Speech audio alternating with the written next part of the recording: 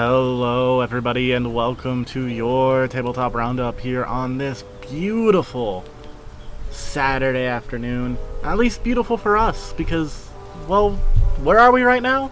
We are in the Florida Keys in Marathon, and which is kind of the middle island. It's right in between Isla Morada and, well, it's right between Isla Morada and Duck Key, but it's right in between Key Largo is the big one to the north, and Key West is obviously the big one to the south. We're about an hour north of Key West and an hour south of 45 minutes south of Key Largo. Right. And, I mean, it's been beautiful. We've been here for just about a week on a nice little vacation. It's why we didn't have the show last week. It's because we were traveling. It's because we were on our way here. We weren't able to stop in the studio and make our shows, but here we are in the Keys.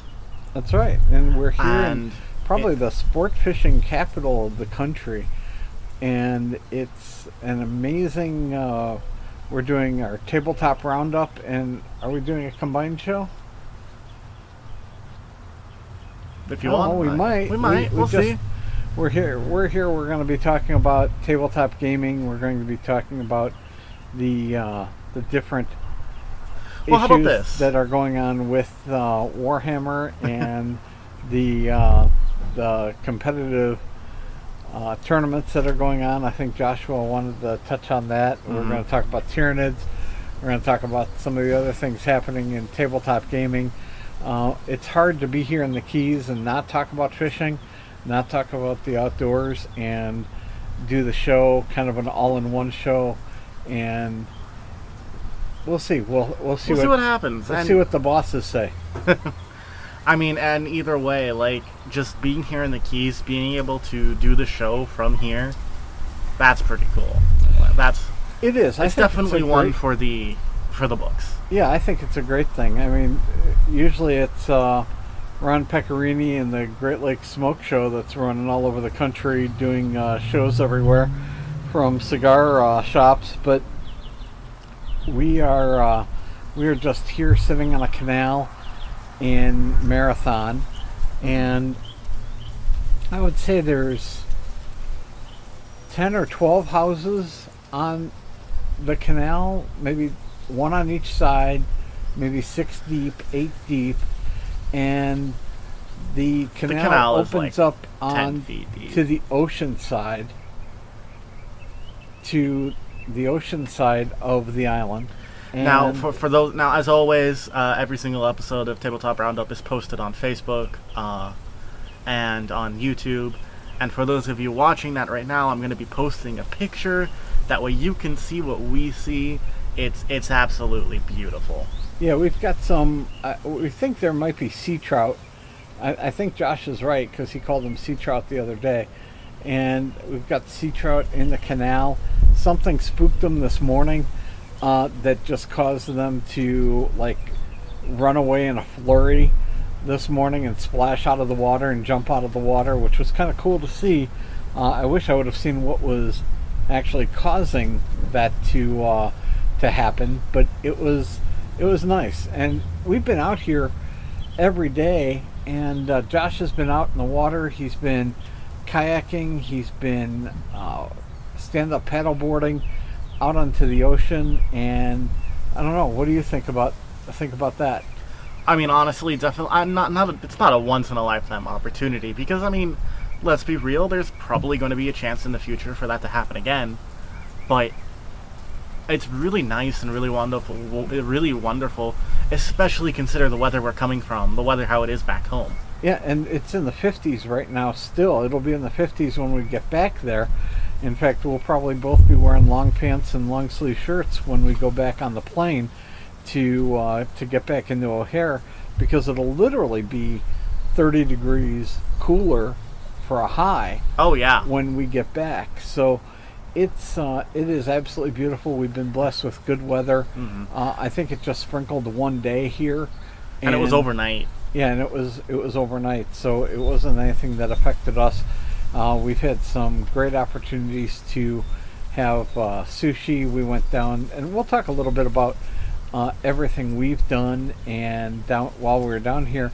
But let's get a little bit into what's been going on with tabletop gaming and with Warhammer and those kinds of things, because that is the show. And I just think it's a great opportunity to be able to enjoy the things we've been doing on the outdoors, as well as being able to enjoy the gaming. Because too many people get caught up, I think, in gaming and doing these things inside, even in beautiful weather or beautiful places like this. And you can't do that. You can't get caught up in it so much that you exclude everything else. That'd be Right. like saying you could just go fishing or hunting and not do any gaming because it's not important. Right. Well, it is important. Well, I mean, there's definitely benefits to both, and something we've both been talking about a lot over the last week is mental health, being aware of that, new to it, and things you got to do to take care of yourself. And yeah, gaming is great for a lot of people, and it's great for a lot of people's mental health, but it's also bad for a lot of people's mental health. And we all find different ways to cope, whether that be hunting and fishing, whether that be tabletop games, whether it be, sitting outside on the canal like 100 yards from the ocean, the open water, in the middle of the Florida Keys. Right. Exactly. There's different things that you have to do to take care of yourself, and really just all of this is about is sharing those things with those people around us that have those similar interests and uniting over that common ground. Right, and also sharing that, I think one of the things that we enjoy the most is sharing this with others. And if you do get the opportunity to come down, in fact, I would encourage people to come down. If you've never been to the Keys before, make the trip. It's completely unlike anything else that I've ever seen in the United States. And I've been, to both coasts several times. I've been to the Deep South. I've been to Florida many times, as Josh has been. But Josh has never been down to the Keys before. And Josh, would you say this has been a completely new experience for you? I mean, I've done similar things before. I've been stand-up paddleboarding before. I've been kayaking before. But I've never done it here. I've never done it in the Gulf of Mexico. I've never done it in the Caribbean. I've never been to either of those coasts. And so, yeah, this is a really new experience for me. And I'm not going to say it's better one place over another, but it is really cool to take a kayak out on the open water. Even though, you really shouldn't go out too far in a kayak. You never know what's going to be around the corner. Boats, sharks, whatever. But either way, just being out on the open water, that's just an experience within itself. Right, and there are some just amazing opportunities down here for everyone. Like when we went down to Key West, there were some great nightlife, great opportunities. We ended up, Josh will post a picture of the Arcimoto, which was a scooter that we took around the island, and I think that was an awful lot of fun. Did you check to see if there were any gaming places down in Key West when we were there? I couldn't find any. Really? Yeah. Yeah, so I know that there were some in Miami, but we didn't get an opportunity to go to any of those because we flew into Fort Lauderdale. Mm-hmm. Then we drove a rental down to a convertible Camaro down to the Keys and down the Marathon, and then we just ended up going from there. So yeah. It's been a great time, kind of decompressing and seeing this was a long time in the planning. This was a long time coming for both of us, and it's certainly been enjoyable, I think. It definitely has, and definitely memorable. Definitely something I'm going to remember for the rest of my life. Definitely something I'm going to plan to do again at some point in the future. Well, you had talked about having friends down here, and how cool would it be to have a whole bunch of gamer type friends come down and playing a Warhammer or D&D out in this kind of setting, and just going through, or even creating or being a dungeon master on a game centered around this kind of locale, and being in that locale at the same time. How cool would that be? Well, I know, because I play a few D&D games a week. There was one that I was going to be playing on Tuesday. Ended up falling through. But I was talking to one of the other players, and we were talking about making a game centered around the keys and how would that work, and stuff like that. But You totally do it. Honestly, it's one thing to make a game centered around the keys. It is another thing to just be in the keys.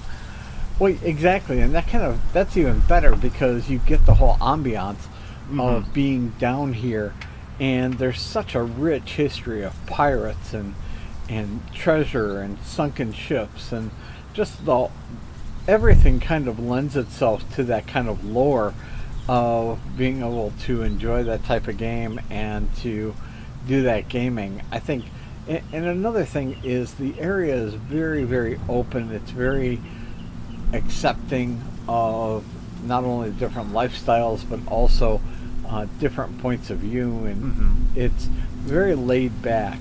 Some of the service is probably too laid back, as a judge from a couple of the restaurants or service areas that we've been in. And just in case anybody is wondering, as we're talking, if they hear a little bit of ambient noise or background noise, that is the wind. We are outside. There are palm trees around us, and you're hearing that rustling of palm trees. And we would be remiss for either show if we didn't talk about some of the critters down here. For as many squirrels as we have up in our neck of the woods in the suburbs, and as many rats as there are in Chicago, which is named one of the, I think, rattiest cities in the world, if not the country. We have, and tell everybody what we have all over the place, especially by the dock here. Oh, there are tons of iguanas. Tons and tons of iguanas. And these things are not... They're not native. They are an invasive species. That's right. They are an invasive species, just like Asian carp. Well, weren't iguanas pets? I believe that they were pets. I could be wrong. I believe they were. And it's another issue of... There had been a breeding facility for ball pythons and for snakes that had, for whatever reason, they had released, or they had gotten into the wild here, and now there's a huge issue with ball pythons in the Everglades. And one of the issues with down here is that there are so many opportunities for habitat for these species that aren't native, that once they're introduced to the ecosystem, they thrive. Just like a lionfish. In fact, we're going to have some sushi tonight, this afternoon, after the show, that we believe we're going to eat some lionfish today. It's definitely on the docket.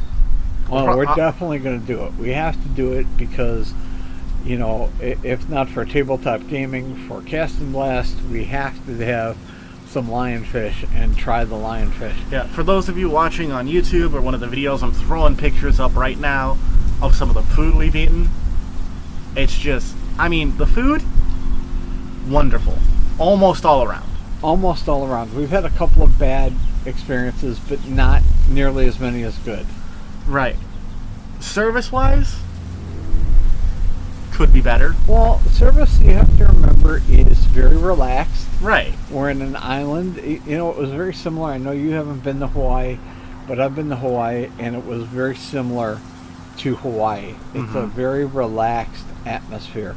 Now, since as long as we're talking about this, we might as well take a little bit away from the show that follows Cast and Blast and precedes Tabletop Gaming, and that's our Sports Weekly show. And we got to talk a little bit about golf.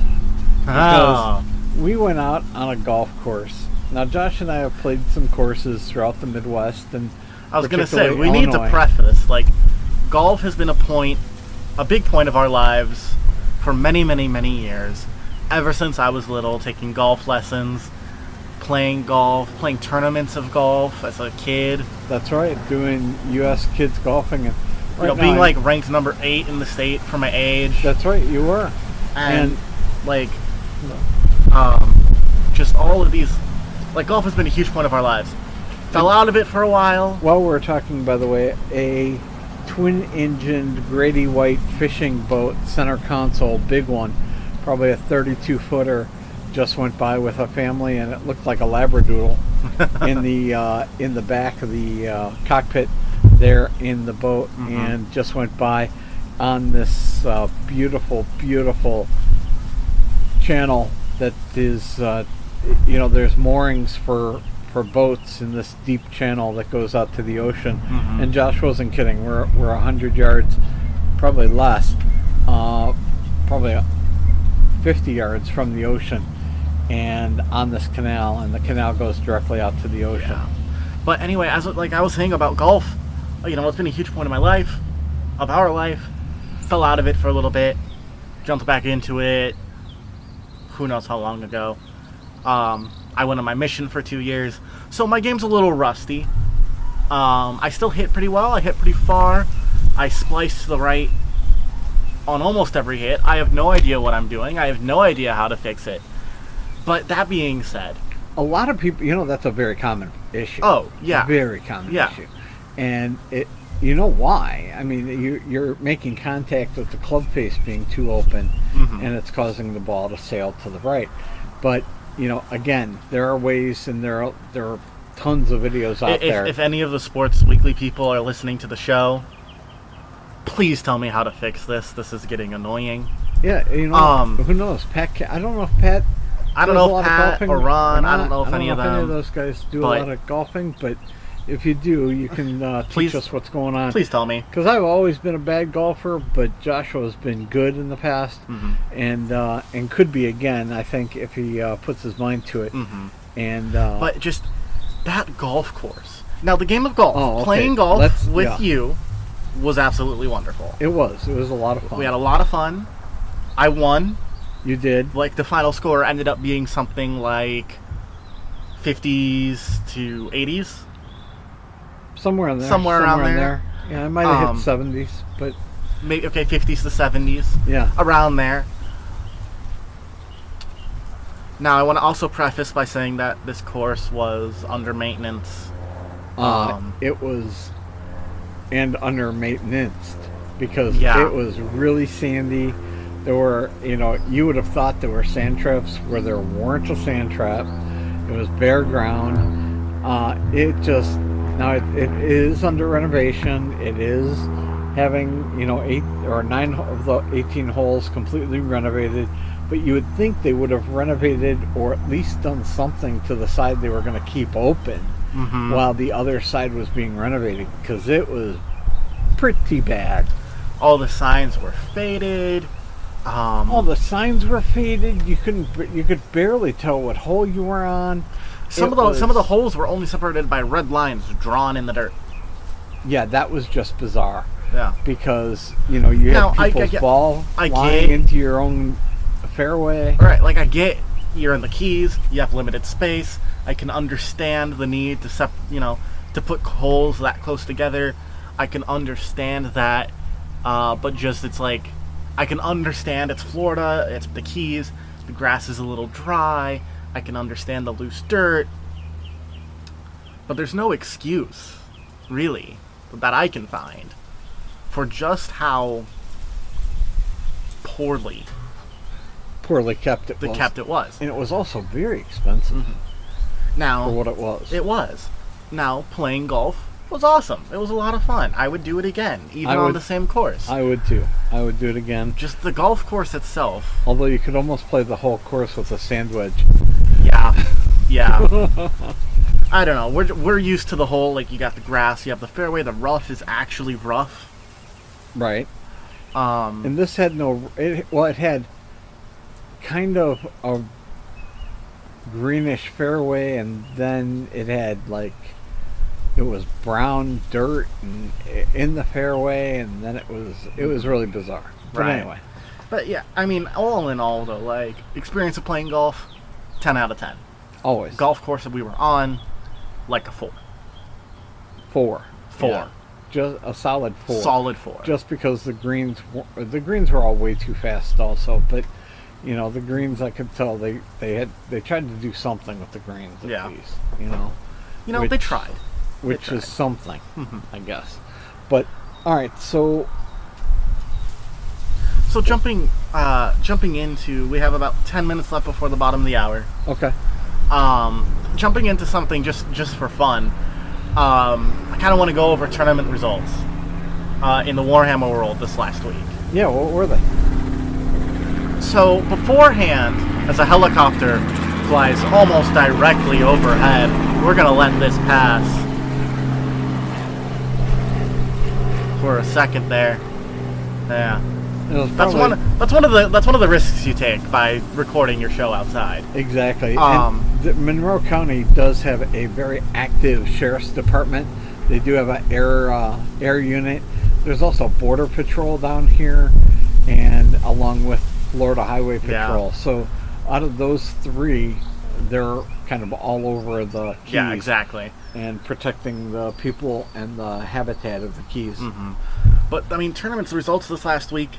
Now, beforehand, the top armies in Warhammer 40k have undoubtedly been the Craft Worlds.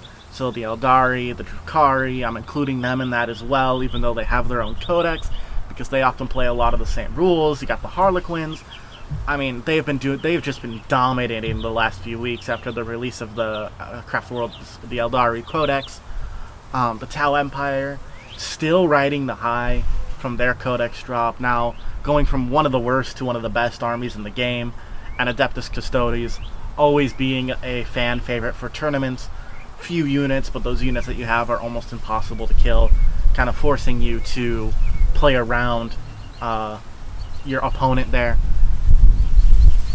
I would propose, based solely on this last week, I think the Custodes have been dethroned from their top 3. Really? The Tyranid Codex just dropped this last Saturday. Right. Now, not every tournament this week was playing by those new rules. That being said, the way that they were winning, I want to say, I don't have it pulled up right in front of me. Normally I take the time to transfer all the notes over, but we've been enjoying this weather just too much. We have. But just from what I saw, I think the Tyranids have jumped into that top 3, and Custodes, while still being good, I think they've dropped from number 3 to number 4. Okay. Now, we'll see if that stands the test of time. There generally is a lot of new excitement when a new codex is dropped. A lot of players like to see how they fare in tournament settings, find out what lists work, and that could just be happening with the Tyranids. It's always too early to tell. I have a question. Yeah. How long does it take to really get familiar with the new codex and the new operating gaming rules that they bring out in one of these codexes? I mean, it depends how much you play and what list you're bringing. If you're going to be playing every week and you're bringing the exact same army list, it'll take you maybe 2 or 3 weeks to get used to it. If you're switching it up, if you're bringing new ideas, new units to the battlefield from that same codex, well, it's going to take you a little bit longer. And even then, though, there is still quite a few things that tend to go over your head with stuff like that. For example, I've been playing the Tau for a few months pretty consistently, and I'm still learning things about the Tau, which they just, speaking of the Tau, and I'm going to go on a little tangent here, go back to the Tyranids.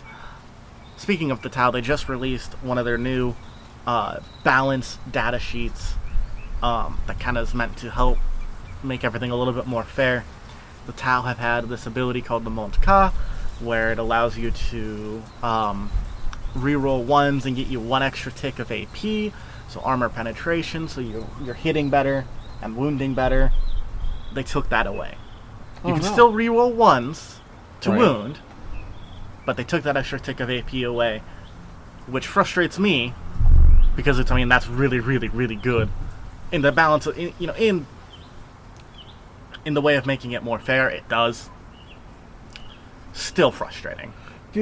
Now let me ask you this: when in the gaming world, in the community, is particularly Warhammer 40K, do they do that because they want to increase the abilities of other armies, or what are they trying to accomplish when they take away certain abilities or attacks from a certain army? Well, I think there's two main drives behind it. I think the first drive, you can never overlook this with any type of thing, is money. It's a company that makes this. It's pretty much a monopoly, really. They control the sales. They want more sales. I think one of the main drives is money. They're not going to do something if it's going to damage sales of an army. That makes sense. Right. I think the first thing you always got to look at is money first. When it comes to this company, the second thing you got to look at is how well is that army doing in comparison to others. If one army is constantly winning over another, and that second army is constantly losing up against everyone they're playing against, odds are they're going to give them a little bit of a buff, make them a little bit more playable. They're not going to make them number one overnight, but they are going to make it so it's a little bit easier for that army to actually win. Because the goal here is that no matter what army you're playing, you can go into games, you can win tournaments, as long as you have the right list and the right strategy.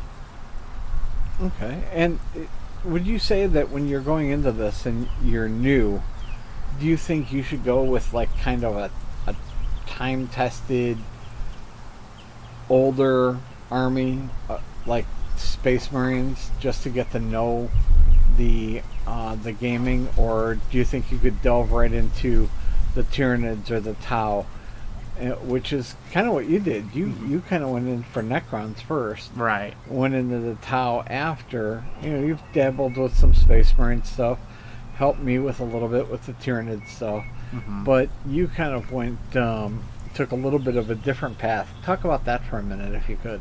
Well, I mean, we always talk about this, at least with the people I've played with. It's called the rule of cool. A lot of people are like, well, which army plays the best? Which army? Because they always want to win.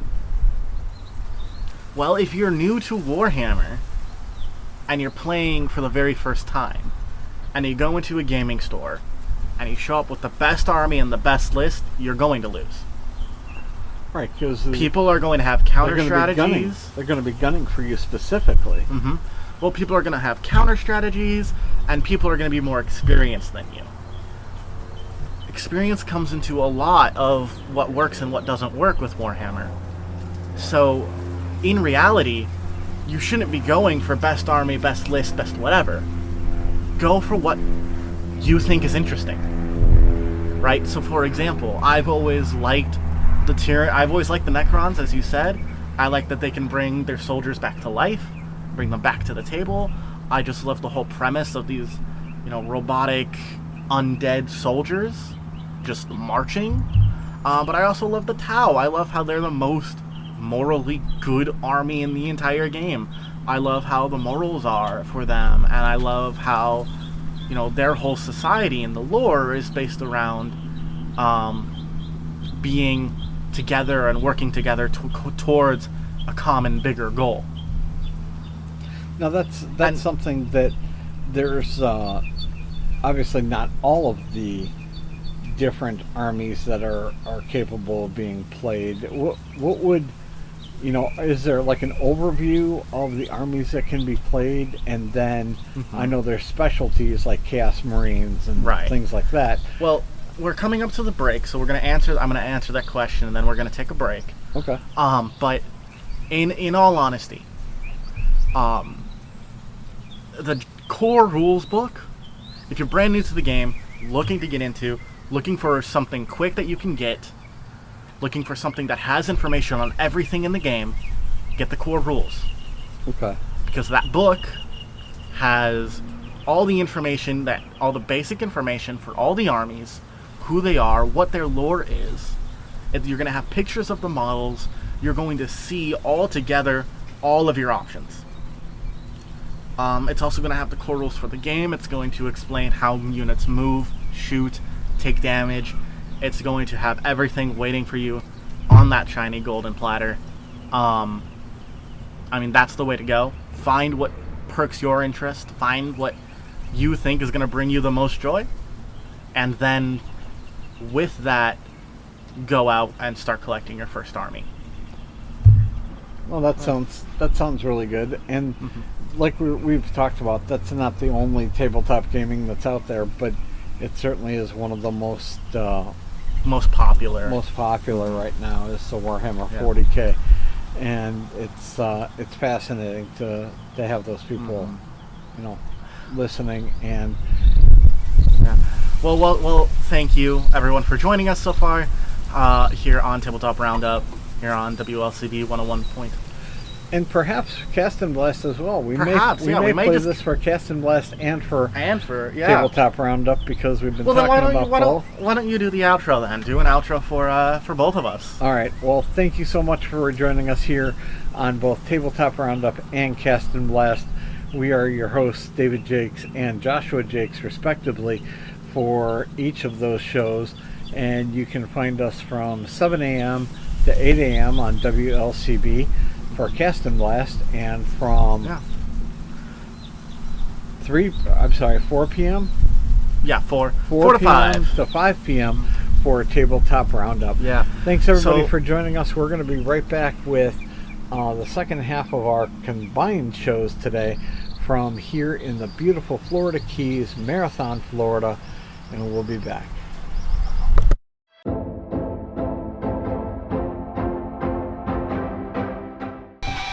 Hello everybody, and welcome back to our combined Cast and Blast and Tabletop Roundup show here on WLCB. I am Joshua Jakes, the host of Tabletop Roundup. David Jakes, the host of Cast and Blast, to my left, broadcasting from Marathon, Florida, in the Florida Keys. I think this is a first for the station too.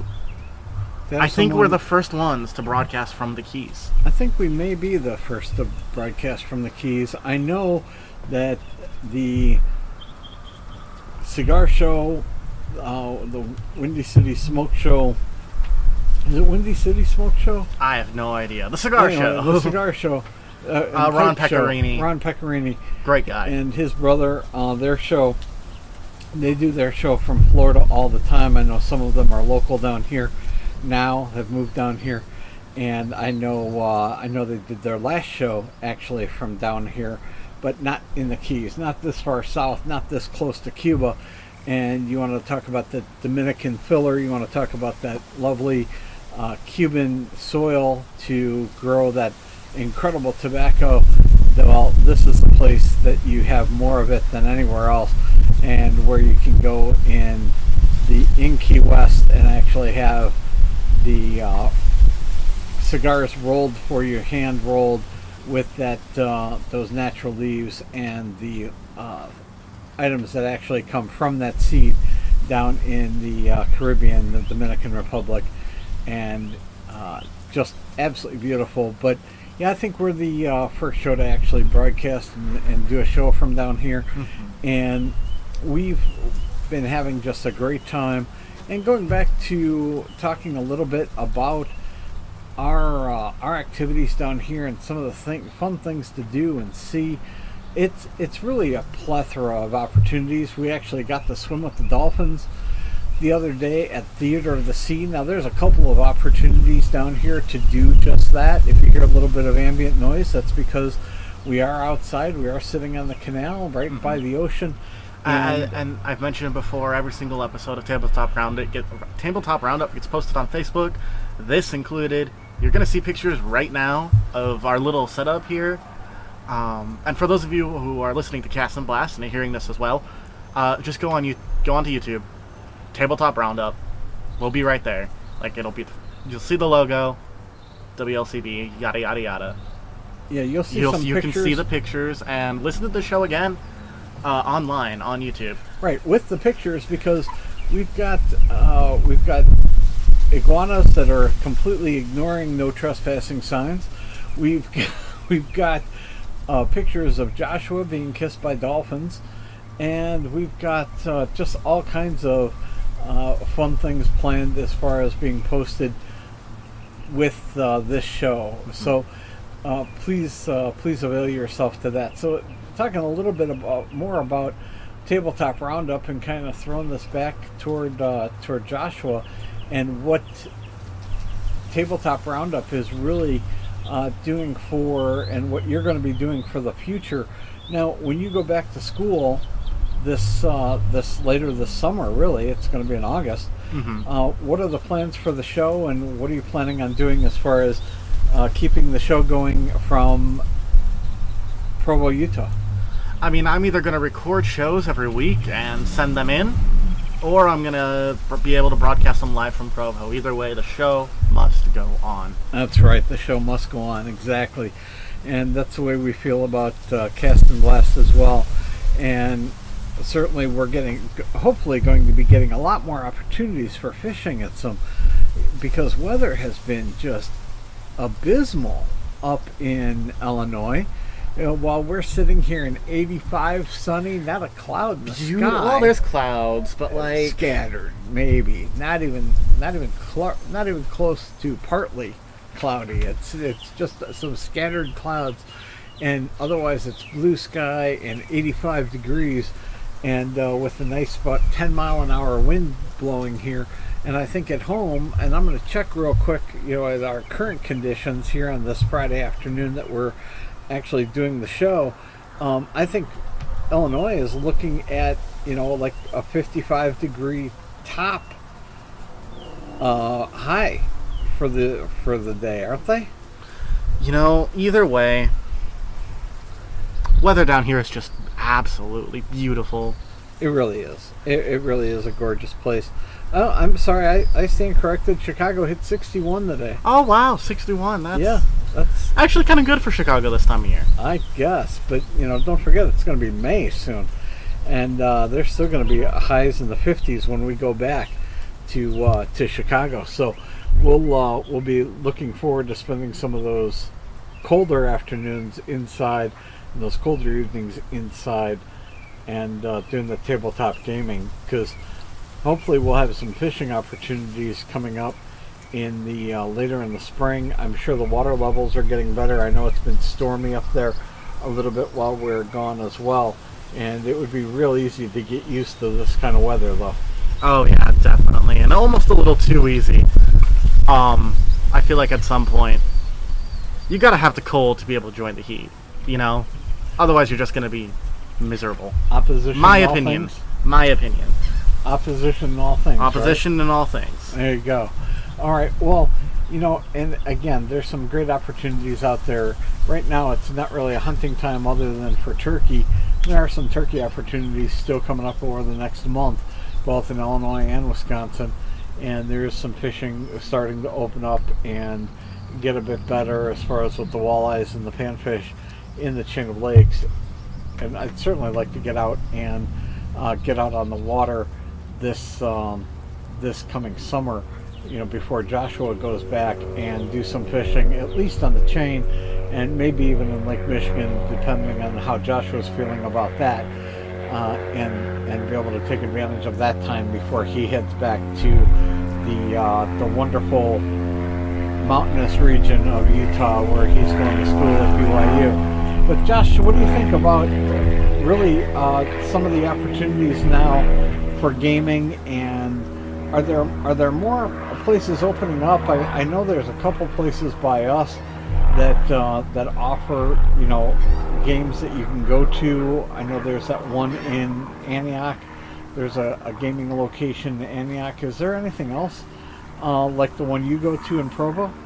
I mean, there's a few. The trick is networking. The trick is getting yourself out there.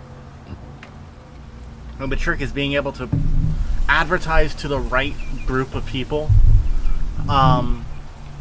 And because of that, it kind of makes it hard to find it on Google Maps. We talked about a place in was it Gray's Lake? Yeah, there's a place in Grays Lake that I'm looking to head out to when we get back from the Keys. Sometime after that, head down and take a look at, see if what they have going on there, see if they've had any regular games, seeing what I can do to get more involved back home, back in Illinois, and Wisconsin, of course, to get more involved in the community over there. In Utah, it's easy. There's a Facebook page.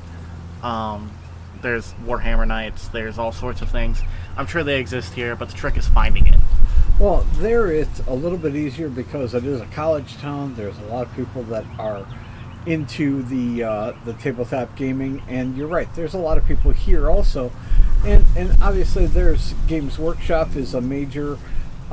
Does Games Workshop, do they do anything to sponsor games or like regional activities for those people? I know there was something that I thought I saw in one of the community centers or the libraries that was having a gaming night, like a Warhammer or one of the tabletop gaming kinds of activities. Is there anything like that going on? Not that I'm aware of. I know that there's one store, Warhammer store out in Deer Grove, that's starting a crusade event, so like a campaign event. But I mean, that's really all that I'm aware of at the moment. Now, aren't there some? I know there's some big tourneys coming up this summer. Yeah, And- there's definitely some big tournaments this summer for Warhammer. There's going to be one in Chicago in October. And what's really cool is like this whole like national level tournament. That's going to be happening. Finals are going to be in New Mexico. And you don't have to be just a tournament crazed kind of professional player. You can actually just be kind of a fun kind of player too, right? Absolutely. I mean, I wouldn't recommend starting on tournaments. But once you get in, once you know what you're doing, and if you want to take it to the next level, go to a tournament. Right, because I think that throughout the summer, I know it's going to be out in California. There's going to be one, I think, in San Diego. I believe Kansas City, there's going to be one. There's obviously Chicago is going to have one. You had mentioned New Mexico having one. I believe there's one on the East Coast somewhere, if memory serves. You know, I believe there is. I want to say it was Seattle, Chicago. I want to say it was like Kansas City, New Mexico. San Diego, I think, or someplace in California. And then I thought there was one more out east. But certainly look that up, because those events. Some of those events are open now, and some, as far as for tickets, Chicago is not yet open. So obviously, southern Wisconsin, northern Illinois, Chicago would be the closest for us if you wanted to partake. And even if you don't want to partake in the games, or you're interested in the games, you could go there, and these games are also having observation opportunities, correct? You know, while we're on it, you know how May is coming up very soon. Seattle, I just found it. It's amazing what Google can do. Seattle is from May 6th to the 8th. Oh, wow. For the Okay, open so tournament. in a little over a week. Yeah, just about a week. It's going to be really interesting to see how that goes. Like up to 400 players. Yeah, that's going to be amazing. That's going to be the tournament to go to. Or, well, I mean, all of these tournaments are going to be ones to go to. But it's really going to be interesting to see how much the armies are going to change or stay similar from what we've been reporting before. You know what's neat, too, is I really enjoy seeing how they paint them. Because, again, I've mentioned this once before on our show, on your show, that I enjoy painting. I find it relaxing. I find it an opportunity to just kind of focus just on the painting aspect and the preparation of the pieces, and it's very relaxing to me. And it would be really neat to see how other people, particularly those who are very devoted to the game, kind of do the painting and what their takeaway is toward the characters and toward the armies. Honestly, you see a lot of commissions on the upper levels, on the higher levels of gaming. I'm not familiar. Like, they will commission someone to paint their armies for them. No. Yeah. Really? Yeah, you do. You see a lot of commissions. Some people just aren't that good at painting, and that's okay. Sure it is, but But like, you're gonna see a lot of commissions. that's interesting. So those people probably get paid to do that painting for those others? Yeah. Wow, that's amazing. Yeah. Very neat. I wasn't aware of that. I really wasn't aware Yeah, of I that. don't know how a lot of the commissions work. Sometimes I think you just send in the sprues. Other times I think you make it yourself and then send it to the person and they paint it. I mean, it's really interesting to see, and it's not cheap. I wonder if and it probably runs the gamut between being offered a design or recommending a design to the people who are going to be doing the painting for you, and the colors and how you want to paint it, and then perhaps say a proof of the painting of how it was done, or they could be deciding it on their own. I wonder what actually happens out there with those. That's probably something we're going to have to explore at some point. I don't know. That would be interesting to find out. I would be interested to see, and I bet our listeners would be interested to know how many actually paint their own at that level, at that tournament level. How many paint their own? What the kind of percentages are, and the people that do consign it out to others, do they have a specific manifest of or a specific diagram of how they want it painted, or is it something that is said, I want it to look really good, I want it to be your vision to go ahead and paint it, let me know. And honestly, I know that Games Workshop puts out a lot of pre-ideas for different armies, different colors, different things that work. I'm sure that's probably the easiest way to go, but I'm also sure that people are, hey, like, I want this specific, theme for this specific type of color, and they're going to be like, okay, yeah, sure, let's go with it. But then the best part is a lot of times, you see these different sub-factions, and they have their own color scheme. Now, I've heard of tournaments that do this. That have their own color scheme? Yeah, there's different sub-factions will have their own color scheme in the faction. So, for example, you have Space Marines, and then within those, you have the Ultramarines, who are blue, versus the Imperial Fists, which are yellow, as their primary colors. What about changing the terrain on the bases of some of these? Have you ever seen different terrains being used, or different dressings being used on the pieces? There's snow, there's mud, there's grasslands, mine's a little bit more swampy that I use, mainly because I don't know how to use anything else. I don't know how to make it different. But then again, that's something that you see that happens, over time. People get more experience, they start using new things. I would love to have a snow theme, because that's just me. I love winter. I'm weird that way. I used to like winter. Yeah. I don't anymore. But here we're coming up to the last 10 minutes now. Okay. Which every time I do this show, either show, I'm surprised by how fast the hour flies. Actually, I think it's great. It's a testament to how much we enjoy talking on the radio, how much we enjoy doing this program, both Cast and Blast and Tabletop Roundup, and thank you to Chris and to Sean, because they've been doing such a great job with WLCB and really giving us the opportunity to have these shows, and hopefully we'll be doing a lot more. We're going to do more outreach as well. We're going to do more to the community, just like you're going to have your question and answers. We're going to be doing more for the Pontoon Palooza this year. We're going to get out there this summer. I know you've got some plans in June. We've got some plans together in June.